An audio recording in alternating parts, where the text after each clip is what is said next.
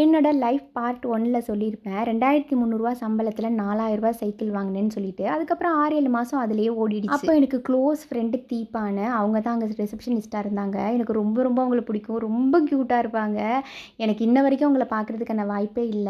அவங்க ஒரு ஸ்கூட்டி வச்சுருப்பாங்க. அடுத்தது ஸ்கூட்டி மேலே ஆசை வந்துச்சு. நம்மளும் ஸ்கூட்டி வாங்கணும்னு ரூ. 2000 டியூ போட்டுட்டு ஒரு ஸ்கூட்டி டீன்ஸ் பர்பிள் கலரில் இருக்கும். அதுதான் எடுத்தேன். நான் சொல்கிறேன் இந்த 2007 டைம்லலாம் ஆசைப்பட்டது எதையுமே உடனே வாங்க முடியாது. ஒரு ட்ரெஸ் எடுக்கணும்னா கூட பிளான் பண்ணி அதுக்காக பட்ஜெட் சேர்த்து 50, 100 சேர்த்து வச்சு தான் நான் எடுக்கணும்.